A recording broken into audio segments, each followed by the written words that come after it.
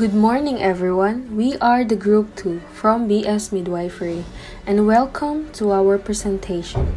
As you can see on the screen, our topic today is about globalization. Now, I'll begin with introducing our topic. Introduction. Globalization, a process where people, companies, and governments from different nations interact and integrate through international trade and investments, has effects on the environment, culture, political systems, economic development, and human physical well-being in societies around the world through the internet, media, planes, international business, and embassies. We are now more connected to each other than ever before. Thank you. The title of our slogan is "The advancement of technology is the downfall of one's real identity." Our slogan represents the growth of our economy. Globalization has impacted many aspects of modern life.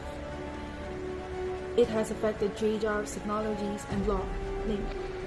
And there is a positive indication that it will be a growing force that will shape the global economically. Globalization also has some drawbacks that we cannot avoid. And I, Jamaica Mangyari, together with my groupmates, are here to present the positive and negative effects of globalization. We cannot deny the fact that we are surrounded with new technologies. Technology is one of the most important factors which shapes countries' identities not only politically, but also economically and culturally. The growth of our economy has a lot of benefits, including easy access on the internet. Especially ngayon na dahil sa pandemic, kailangan natin ng online class. Kung wala tayong modern technologies, wala din sana tayong pasok ngayon. Lahat tayo nasa bahay lang, walang ginagawa. Afternoon po, ako po si Jaylin Pandillo. Tatalakayin po natin yung sanhi ng globalisasyon at ang positive and negative effect po nito. Globalisasyon, ito yung malawakang kalakalan sa buong mundo na kung saan nadadala ang ibang produkto sa kanyang bansa. Ang globalisasyon ay may negative and positive effect sa pamalahan, pangalawa sa ekonomiya, pangatlo, teknolohiya. Ang positive effect sa pamahalaan ay ang pagkakaisa ng mga bansa sa pamamagitan ng ASEAN, APEC at yung tinatawag nating United Nations or UN. Ang negative impact naman nito ay ang paglaganap ng iba't ibang uri ng terorismo. Sa ekonomiya naman, ang positive effect o epekto ay ang pagkakaroon ng maraming pagpipiliang produkto. Negative effect ay ang pagkakaroon ng global warming at pagkasira ng ozone layer dulot ng industriya. Sa teknolohiya naman, communication na access made easily or yung pagpapabilis ng communication at paglalakbay sa pamamagitan ng internet texting at cable media. So, negatibong epekto naman po nito ay ang paggamit ng teknolohiya ay ang hindi paggamit ng magandang pamamaraan ng mga tao dahil sa advanced technology, nagiging mabilis po ang mga gawain natin. Ngunit, meron tong kaakibat na negatibo dahil nga sa paggamit ng tao. Isang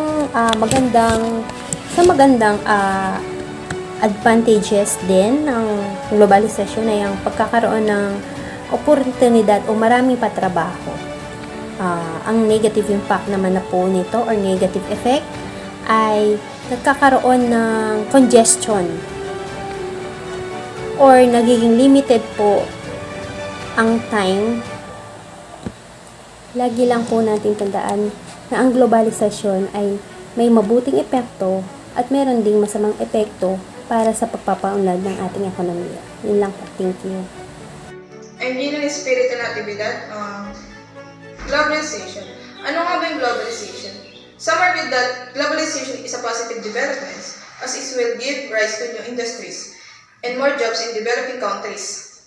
Others say globalization is a negative in that it will force power countries of the world to do whatever the big developing countries tell them to. Ayun nga, maraming mga bansang mas lumalaman yung negative kasi sa pagkakaintindihan nila yan. Meron din mga bansang mas umaangat or umuunlad dahil sa mga pagtutulungan nila at pagsasama-sama sa mga gawain. Then, dahil naman sa mga negative kasi, may mga pagtaas ng presyo na bilhin or what na hindi sila nagkakasundo-sundo. Hi, I'm Marilyn Martirez.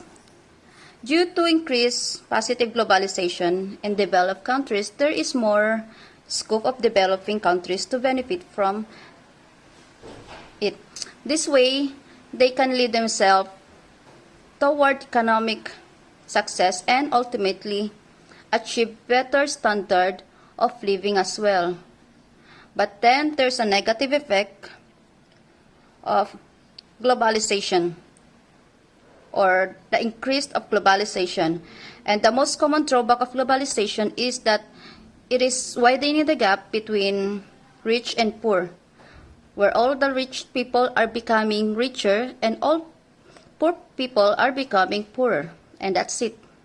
Thank you. This is the example of positive effect of the globalization.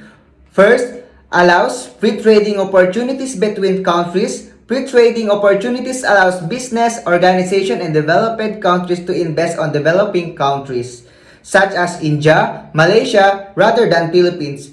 To name the few, for example, here our country investment coming from these development countries will be an additional capital for the Philippines that can be used to open or expand businesses and will create more jobs in the Filipinos and eventually will help the Filipino economy to grow. In short, the positive effect of globalization, marami sa ating mga bansa like India, Malaysia, China ay gumagawa ng collaboration between other country like Philippines, China. Kasi mas nai-improve nila yung kanilang mga country sa pamamagitan ng pagkikipag-trade sa ibang bansa gaya ng China. Example, ang China is decide to build their business in the Philippines and then China help the Filipinos to give work or opportunity to work from their business. Kaya magkakaroon sila ng trabaho. Yung mga ibang Pilipinas magkakaroon ng trabaho dahil sa pakikipagtulungan ng Pilipinas sa China.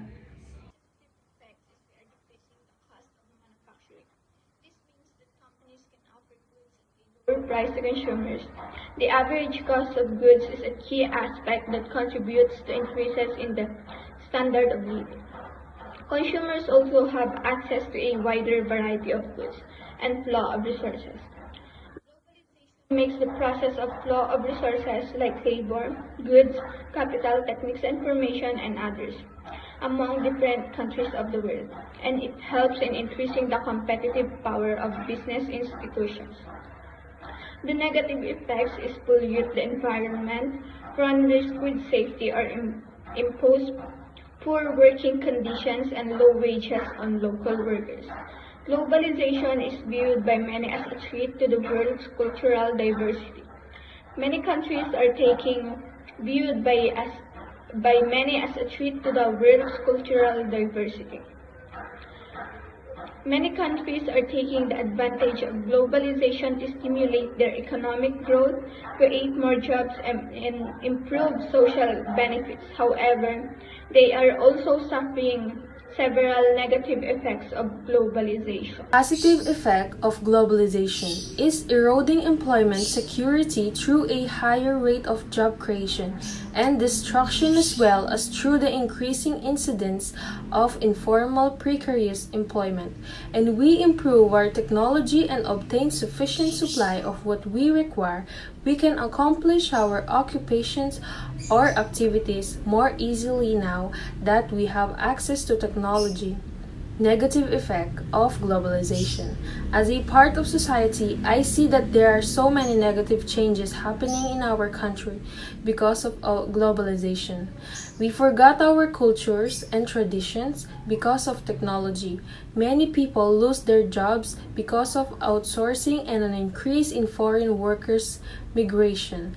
The supplies of country are getting limited because of trading in our countries. Thank you.